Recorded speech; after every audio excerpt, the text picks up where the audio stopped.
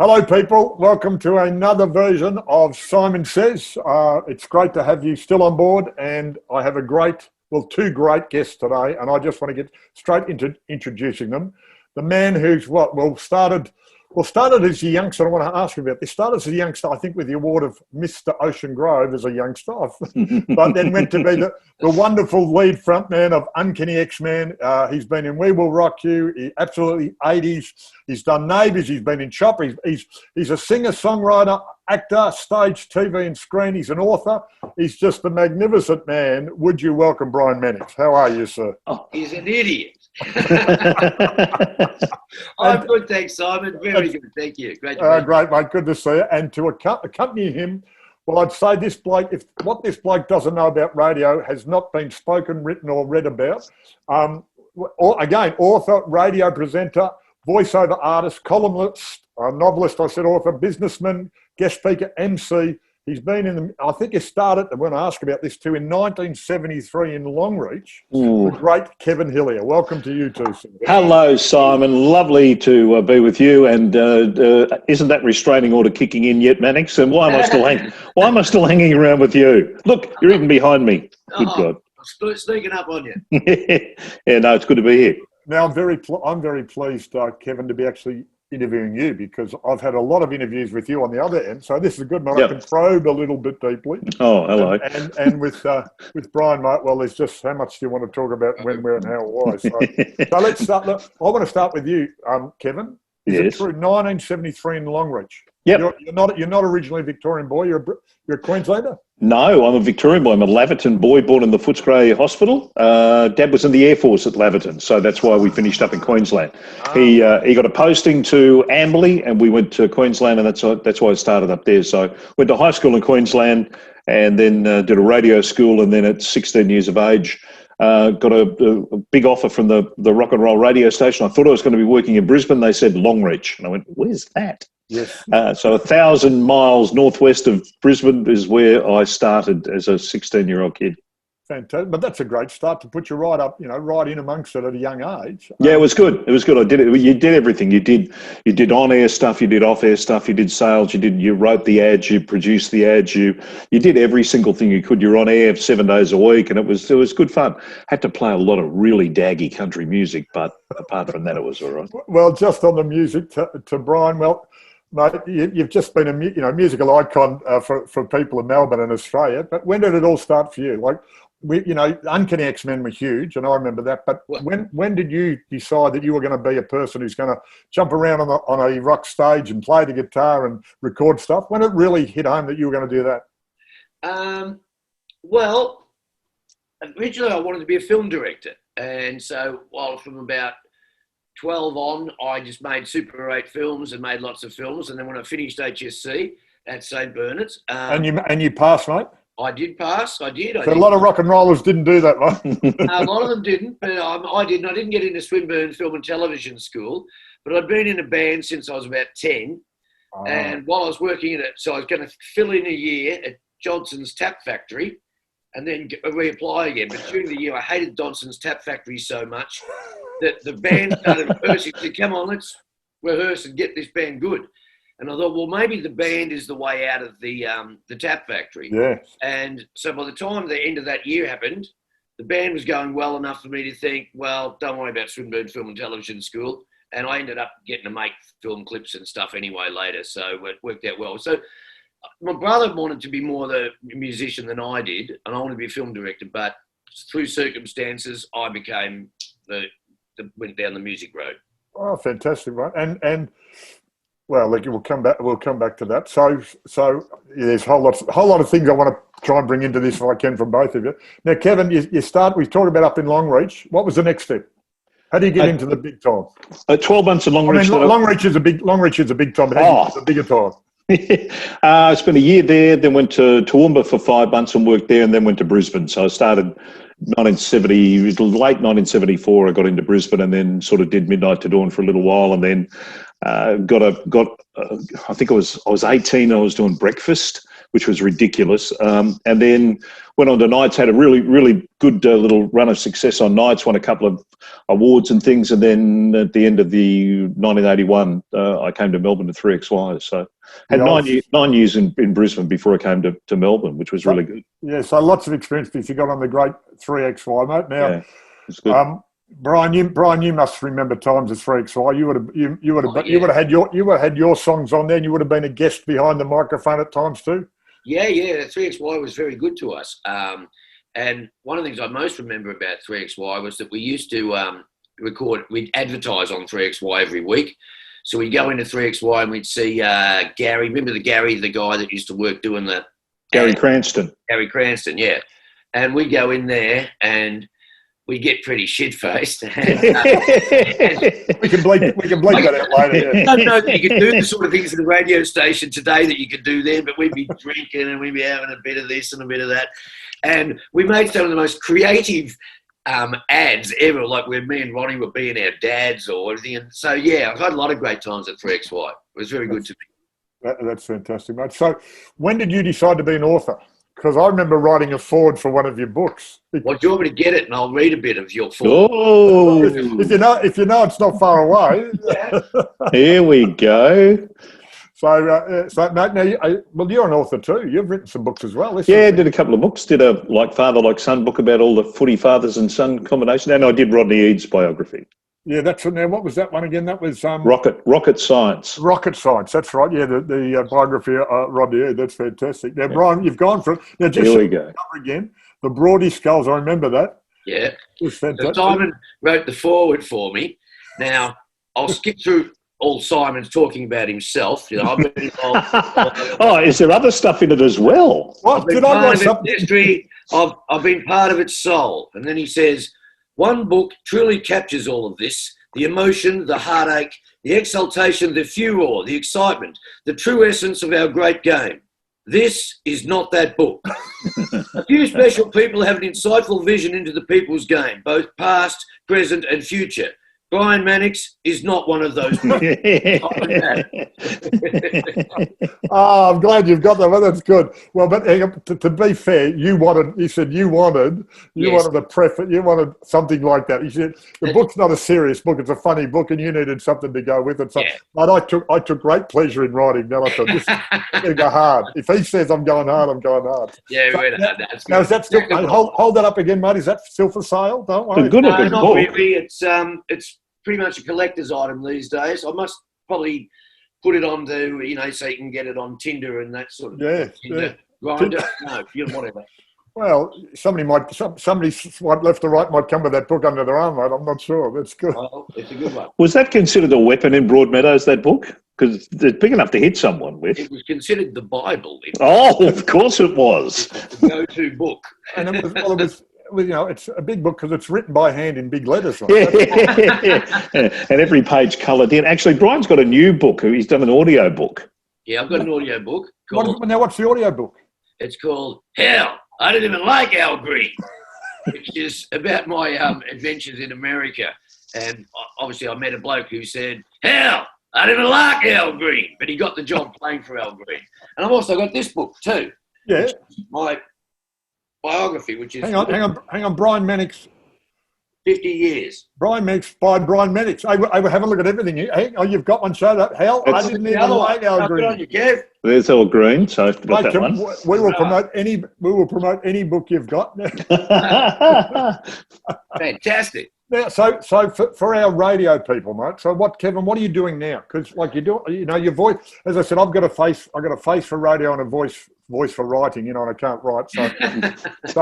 So you've just been in a whole lot of things. But what are you doing now? Well, I'm sort of not. I'm doing podcasting mostly. I've just actually. When someone says, I've just signed a deal with someone, but I can't tell you anything. I've just signed a deal with someone. It's hairdressing people. No, I actually have. I've just agreed to terms for a new show that I'll be doing next year, which is fantastic. I'm actually really excited about.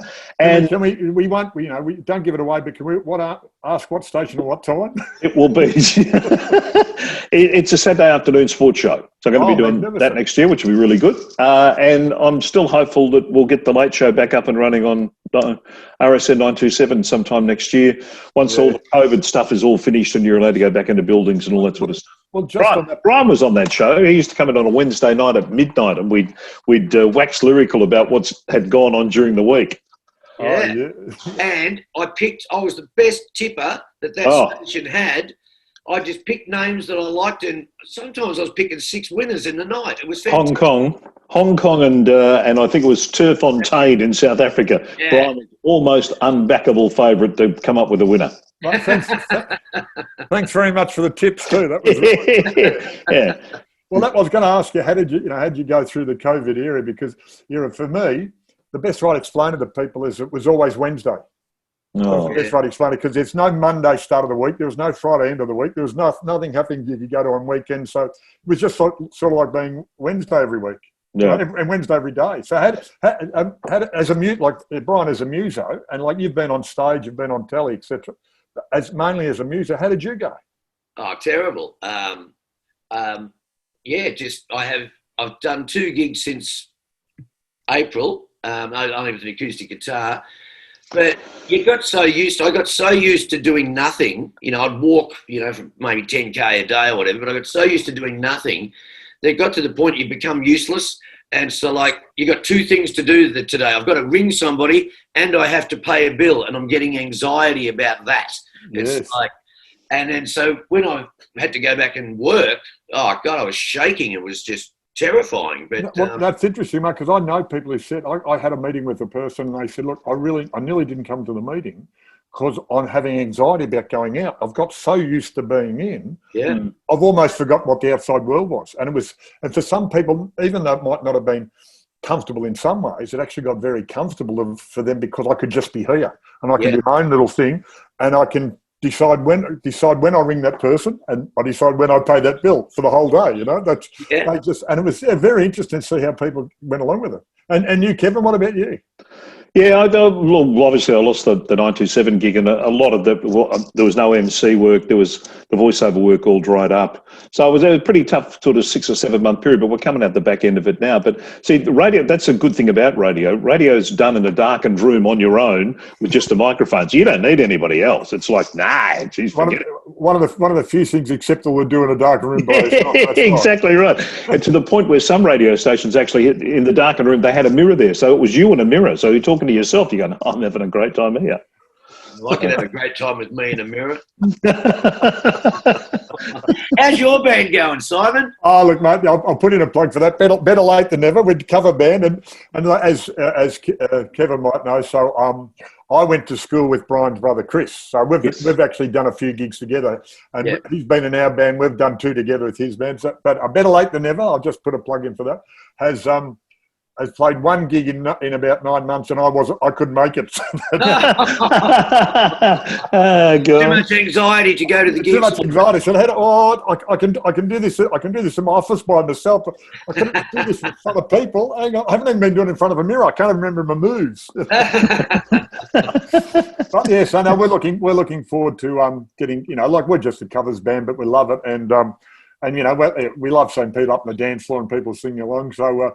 We're and better late than never is aptly named because we're all a bit late, and being late than never is better than never. So that's good, mate. We'll be having a bit of fun with that as we go into the 70s, 80s, 90s rock and roll. If you don't know the song and can't move your feet, we don't play it. Simple as that. So. You pick one everybody knows, and we'll do that one. So that's all right. Your musical prowess came off on our podcast recently, Simon, because we had the lovely Marcy Howard on. Oh, the beautiful Marcy Howard. Yes. And she talked about your exceptionally good vocal prowess doing backing vocals for Goanna. No, actually, the record would have been shit without you, they said. Thanks, mate. Never have been a hit. Oh, look, I think I might have said this on one of the other podcasts, but it was a great moment. So Justin and I went in to watch them record their Spirit of Place album, their biggest album. Yep. And we just went in to watch. And there's a song in it called Factory Man. And it's about Shane and Marcy's dad. Leo, the great man, the great Richmond supporter, passed away a number of years ago, but a great man. And it was about, because he used to work in the Nestle's factory back then in Warrnambool. And it was about him. And the producer said, we need some male voices in the background.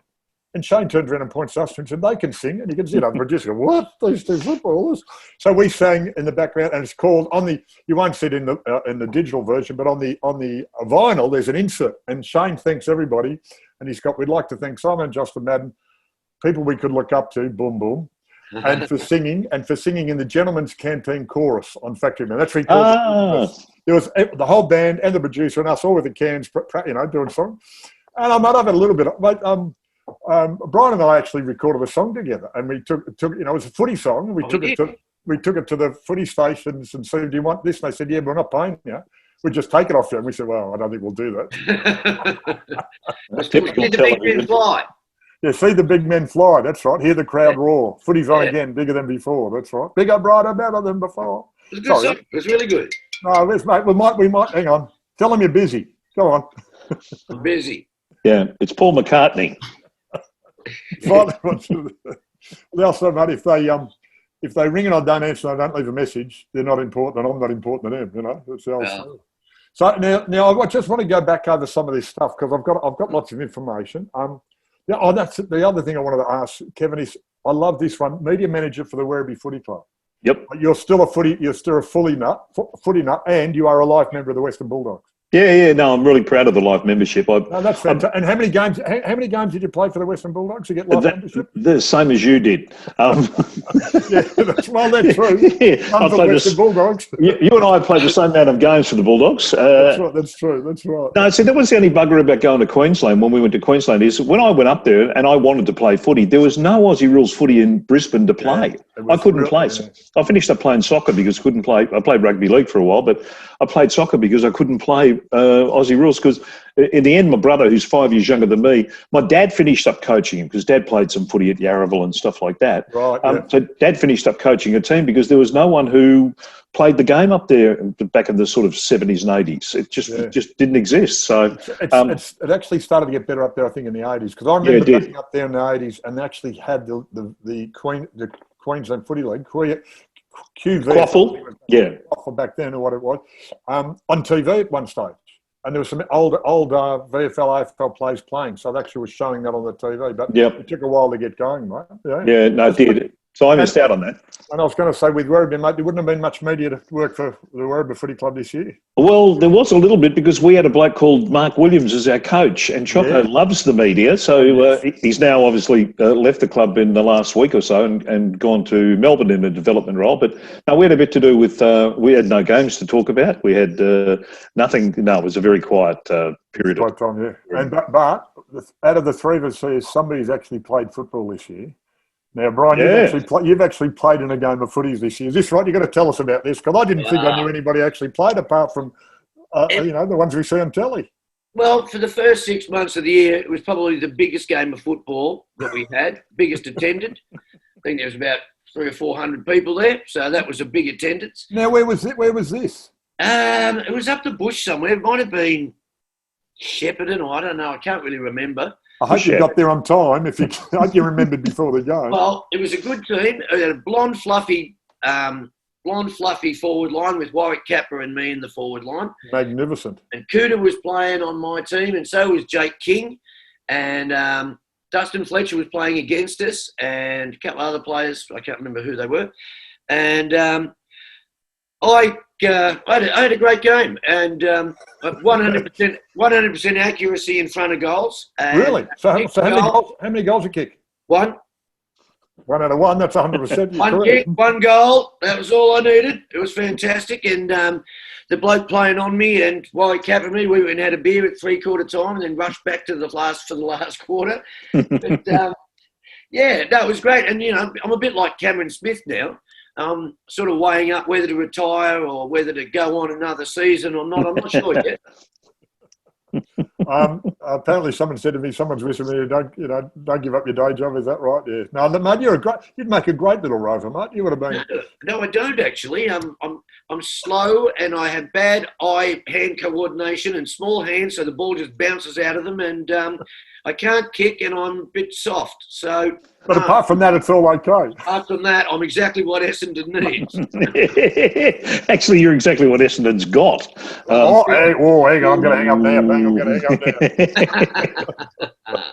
Now, and Kevin, when you went to football as a kid, like as in playing yourself, like did you get into it?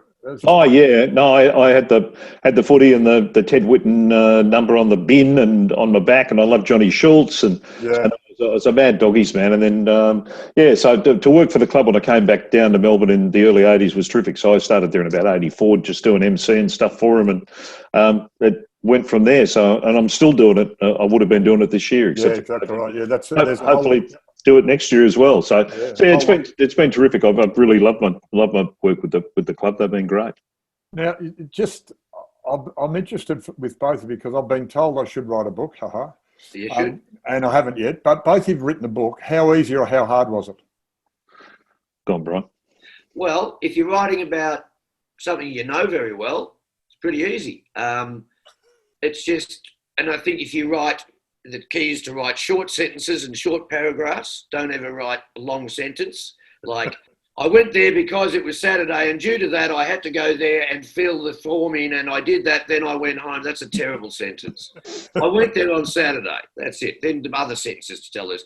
But no, I find it quite easy if once I've worked out what I'm going to, in my mind, then once I start, it's okay. What do you, Kev? Yeah, look, I found the Rodney ebook I did was easy to do because I sat down with Rodney and did a whole lot of interviews with him and then all the people around him. So the books I've done have always been interview-based books. Yeah. So that's been an easy thing for me. I wouldn't like to sit down and try and write my own story because, I can't remember half of it.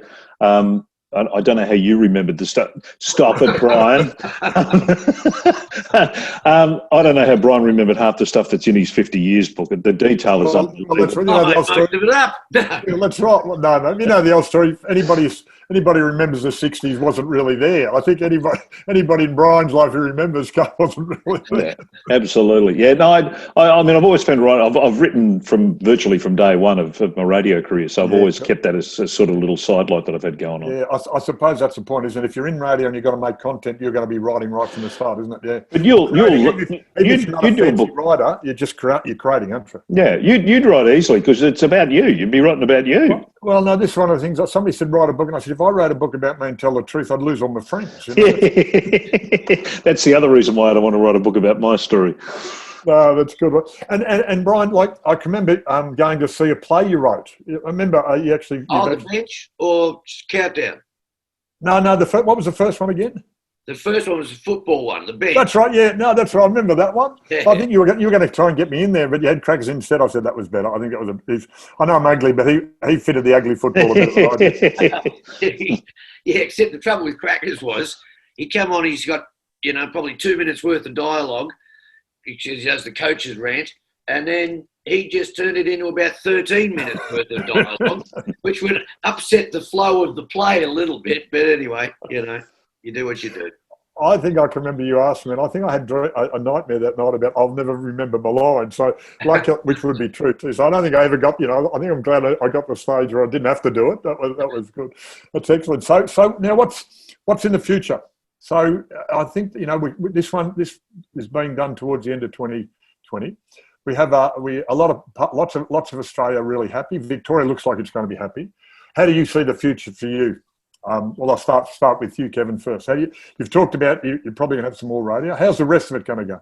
Yeah, look, the podcasting area has been really good. The Life of Brian podcast that we do is going really well. So we've been having a ball doing that. Alice Cooper, Shakin Stevens, Ross Wilson. We've talked to some great people. So we really Dick Smith and Dawn Fraser, and so that's a real experiment that we're kind of working on. That I know Brian's enjoying it as much as I am. So I'm going to continue to do more of that stuff. This secret thing's happening that we can't talk about. Yes, that's going to happen. So we'll be doing that. And I don't know. I'm sort of the one thing COVID has done to me, anyway, has made me think about where I live and what I want to do. I've got obviously a 15-year-old son who's going into year 10, so take that into consideration. But I just change a few things around, to be honest, in 2021 about, the way I just generally go about things and where we live and what we do and how we spend our time. It's interesting how it has got a lot of people thinking about what's the important, the big rocks or the small rocks or the sand or the pebbles. Yeah. So what are the big things that you actually want to put in the jar first? If you remember that. The amount of time we waste on meetings and getting to and from places and all that, I don't want to waste my time doing that stuff anymore. Yeah, it's interesting, isn't it? And it's good, mate. And Brian, now, as I said, you've got so many strings to your bow, but in the music, it's cut out. What's the future look like for you? Well, it's all a little bit up in the air. My calendar looks pretty good, but for instance, I'm supposed to be doing there's a theatre show we do about the Wilburys with I do with 4 other blokes, Bernard Curry and Nick Barker and etc. And that's supposed to be at the Athenaeum in January, but I can't see that happening. Yeah, I've just seen them notice that it might be March. But it could still happen though. But be delayed. Yeah, but it's whether January will happen. So everything's all a bit tentative. And then I've got we're doing my countdown play. I can't believe it's not Countdown in August, so that's good. And then I've got absolutely 80s gigs, and I'm doing some stuff with the Androids. But, everything's just a bit tentative at the moment. But, in theory, it's looking good, but you just don't know. And, and I think, as for me, I sort of really kind of think I want to move to Queensland because I just think Victoria's getting so overpopulated. The infrastructure can't handle it. And I don't like the weather. And I think it's sort of made me realise that, well, hang on, I'm on my last lap here. I may as well enjoy the rest of my life because, it's, I've probably only got another 10 years. So, so I'm sort of thinking. He's got a bright outlook for the future, isn't he? Hello, Captain Happiness over here. Well, just about Captain Happiness, I had to ask. You actually, Brian, were part of the 2006 AFL Grand Final pre-match. I was the only person from Essendon out on the field that day. That's right, yeah, mate. How was that? How was it? Because that would have been like that. I know when I've been to the grand final, a lot of people, of course they want to watch the match, but they also want to watch the entertainment. So they get out there and sit there. So you've probably got at least 80,000, anywhere between 80 to 100,000 at that moment before the game. Yeah, there was about, I think, 93,000 the 2006 thing. So you're playing in front of 93,000, which is fantastic. And then you've got probably a couple of million people watching on TV as well. Yeah. So it probably doesn't get any better than that. And I was pretty in match fit at the time because we'd just done the Countdown Spectacular concert series around the country. That's right. They were mate, I have to give you credit. They were fantastic. Those concerts. Thank you, mate. And what a thrill it was for me to have Darryl Braithwaite, Joe Camilleri, and Shane Howard and Sean Kelly and John Paul Young doing backing vocals on Everybody Wants to Work. Excuse me. I'll just lean over and pick up the half a dozen names you've dropped, mate. It's like a deck of cards. You've just got 1, 2, 3, 4, 5, 6. No, but just in that, like in a situation like that, is it full of egos, or do the people actually work together? Or do they say, "Look, I've got my bit, I'll do my bit, then I'll walk away, and you can do your bit," or do they actually try and work together? No, we tried to work together because we'd been working together for a month or two beforehand, doing these series of concerts. Yeah. So by the time we got there, we were all old mates, and we were just having a great time together. So it was just a heap of fun, and I'll probably never get another gig as good as that, but at least I got to do it once, so that's fantastic. Well, just in that, because you talk about the concert you did beforehand, how does that come together? Who's is it you or somebody else got the brainwave to say, we've got all these big names we want to put together on the one bill?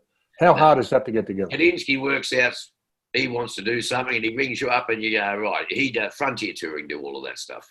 Yeah, right, yeah. And, logistically, it would be a nightmare. You've got something like 74 musicians travelling around the country, and then you got to get them all into the hotel and get them from. So, they did it. What's the minibar cost of that, mate? That's unbelievable. I don't know. I don't know. But But hang on, half of them don't drink anymore, Simon. Most of them are. Yeah, no. You were supposed to That's true. drink They've had a lifetime. Yeah, they've had a lifetime of alcohol and drugs in their first 20 years. They don't need any more. Yeah, that's true. The ironic part about it was they said there's no alcohol backstage because there's quite a few people on the show that have become alcoholics. But the reason they'd become alcoholics is because Frank Stavala and the people that booked us for all of those years, you go to the gig and here's a slab of beer and a bottle of scotch, boys, have a good gig. And what other job do you imagine being an accountant, you go to work and say, I'll get the Bronski file out and there's a slab of beer and a bottle of scotch, get those figures done. It just, so the people who are banning us from alcohol are also the people that kind of created the alcoholics in the first place. So I just put the vodka in. No, that's a very good point. Very good. But it was, the old sex, drugs and rock and roll, now it's become a bit more mellow. In some ways it's come mellow. It's just the rock and roll, and we've sort of left that little bit out a little bit because we've had so many generations of it. Well, yes or no? Well, on that particular tour, I had never seen so much drugs backstage in my entire life. Wow. There was Viagra everywhere. Boom, boom. Well, very good, mate. Working well. Very much. I'm still dirty on you and Justin. Because every time I go to the Picture Theatre, here's Simon Madden Memorial Theatre, and then next to number 2 is the Justin Madden Memorial Theatre. Yeah. I want number 3 to be my theatre. Well, what you've got to do is the Tim Carroll, who actually was at that stage, was the global marketing manager of Village Roadshow. Right. Nice title to have. He actually grew up across the road from us.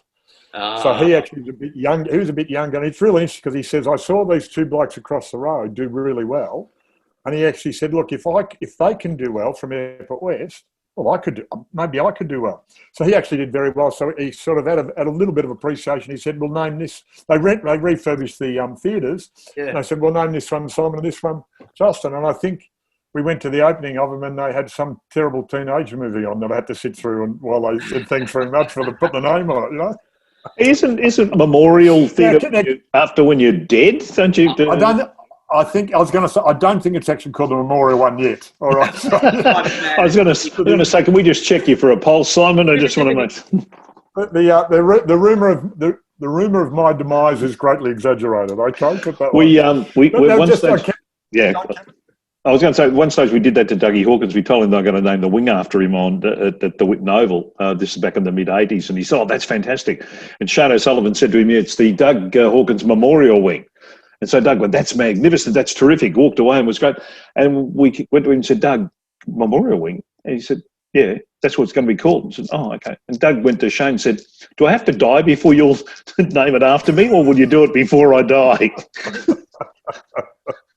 Yeah, well, that's right, mate. You're careful with those memorials. Yeah, exactly. Now, Kevin, yes. Brian's talking about some of these stories of behind the scenes in rock and roll. What about radio? Radio's very boring. Oh, yeah, absolutely. Oh, and Hutchins did a show called Rocksat, which was an international show. This one was an international version. We used to do it on a Wednesday night. You'd come in, sit down, talk to all around Australia. We do it on about 60 or 70 stations. We did an international one for Europe with Michael Hutchins and Andrew Farris at 4:00 in the morning, Melbourne time, because that was the right time for across Europe. So we're across, I don't know how many stations across Europe, but we're in Germany and you name it, France, Italy, everywhere. And we're all worried about what condition Michael would turn up in. Andrew turned up, he was fine, sat down, everything was right. About 2 seconds before we were due to go to air, Michael turns up, falls through the door of the studio, sits in, goes, I'm right to go. So we're all fine, all good. Take the first call to I think it was, might have been John from Germany. G'day, John, how you going? Talk to the boys. So he asked Andrew a question about one of the songs they've written, and then he said to Michael, so Michael, what's it like to be a rock star? And Michael's sort of in the middle of drinking something, which we still don't know what it was, and then proceeds to go, it's absolutely effing fantastic to be a rock star. What the F do you think it'll be like here? And I'm looking in the control room and the blokes are like diving for dump buttons and things. And so, yeah. So you can get rock stars on a good night, and you can get them on a bad night, but at 4:00 in the morning, nothing good's going to happen. Yeah, they've come from somewhere else. It was someplace else, haven't they? You know, we had no idea. And at the end of the show, he was still buzzing like there was no tomorrow. Yeah. They sort of start. Well, they're not in some. I'm sure with you, Brian. Sometimes the night starts about 10 o'clock. That's the early part, and it just keeps going through. I remember bands doing, the second gig at nightclubs, etc. So the band would finish in 2, and another one had come on. Not that I was there that late. No, maybe. no. Did you do any of those where you'd have the second gig, and it start at midnight or 11 or 1 or 2? Absolutely. I remember being in Sydney when we were just trying to crack Sydney, and we did 3 gigs in one night. So we did an early support, then we played second somewhere else, and then we played 3. So, yeah, you'd often do a double on a Friday or a Saturday night. So you'd start the second gig maybe at, 2 o'clock in the morning or something, and then after that you'd try and pull a girl, so that'd keep you up till 5:30 in the morning, and then by the time you got her home, it was like 7:30, 8 o'clock in the morning, and then you just fall asleep and wake up at dusk. Yeah, there you go. And the life of a rock and roller, mate. Well, that was pretty much it. And when you get up the next morning, you have a can of Coke and a cigarette. That's the rock star breakfast. Fantastic. Well, now, mate, I want to talk about your TV too, and your film, because you've had spots in Neighbours, and you had a spot in the movie Chopper. Yeah. Now, just about those, doing even a little part, but in Neighbours, like that, that great big icon of terrible. I say terrible, I shouldn't say icon of not this is something I don't watch, of course, but it's something people love. That's been around forever, and actually say I've had my name in that, and I've done my work in that. How was that? Well, I tend to talk more about Chopper than I do about Neighbours. Neighbours not some of my finest work. They didn't give me the details of the character till about a day before, and I was told I was an Irish jockey. So I sounded like I just got off the boat, and apparently I've been living in the country for 15 years, but it was too late then. But Chopper was great. It's better to have a small part in a good film than a big part in a bad film. Yeah. And it's such a great film, and I'm just really proud to have a small part in it. And Eric Banner, we kind of knew when we were filming it that this was either going to make him or break him. And great direction by Andrew Dominic, who wrote the script. And so consequently, he'd just say, don't worry about those lines, make some up. So there's a lot of spontaneous stuff in that. Right. But no, absolutely terrific. And I made one with Nicole Kidman too, called The Bit Part. But oh yeah, of course, yeah. I didn't actually do a scene with Nicole. But you had a bit part in the bit part. I did have a bit part in the bit part, and I didn't actually meet Nicole, but I'm sure down the line somewhere, Nicole said, "Oh, have a look at this movie I was in," and Tom Cruise went, "That guy is great." Maybe. Well, I was going to say, if you ever get to say hello to Nicole, say hello from me too. She doesn't know me from a bar shop, but say hello to her as well. That would be lovely. I'll just say, Simon says hi. She'll go, oh, okay, thanks. Okay, very good, mate, very good. Well, now I think I've covered all the things I wanted to say. Is there now? I give everybody an opportunity here. Is there anything you want to promote? Any charity? Any wellbeing? I think you've done your books to death, so you better not promote them again. No more books. I was going to say because so Kevin, you actually do a lot with the Whitten Foundation. Is that correct? Yeah, I do a bit of work for Ted Jr.